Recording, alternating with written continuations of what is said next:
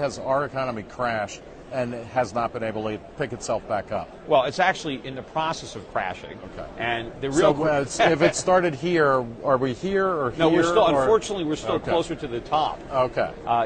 We're in a depression in the United States, but the depression was interrupted by some economic stimulus that actually made the problems worse. And so now as the stimulus is wearing off, the depression is resuming with a vengeance. And it's because, the government is interfering with the correction. If you read my book, How an Economy Grows and Why It Crashes, it explains how government policy from the Federal Reserve, Fannie and Freddie, how that distorts the free market and creates these bubbles that inevitably have to bust. And then the government, instead of allowing the market to correct the damage, comes in and creates even more.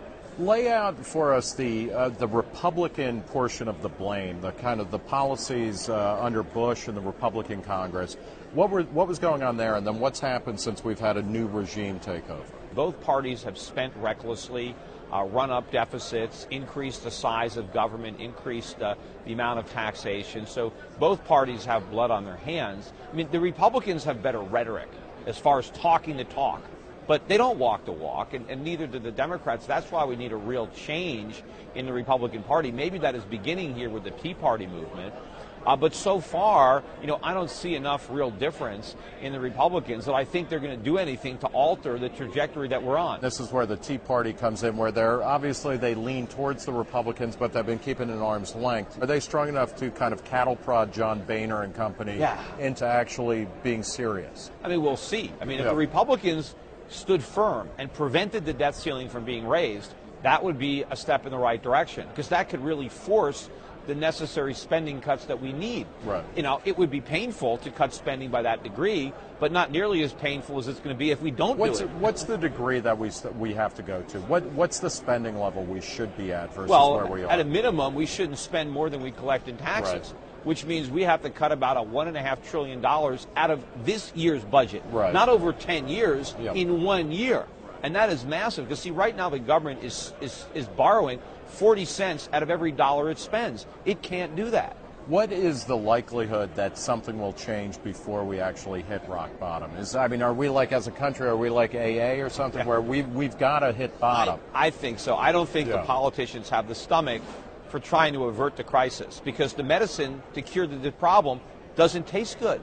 And so they don't want to swallow it while they're in office. So unfortunately, we're going to have a real crisis, and that's coming in the next few years. If the voters actually understood what needed to happen, would they be able to force politicians' hands, or are voters part of the problem? They are part of the problem, because voters want something for nothing.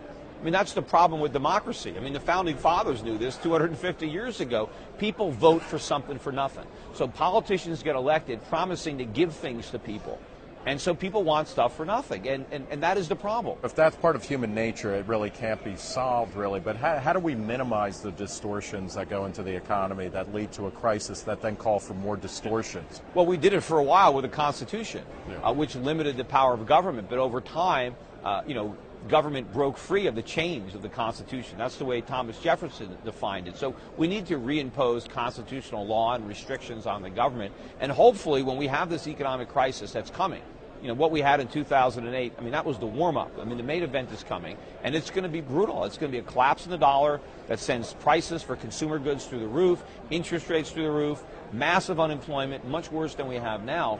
And hopefully we'll finally understand the source of our misery is government. And that the solution is free markets, is capitalism, that we don't have that.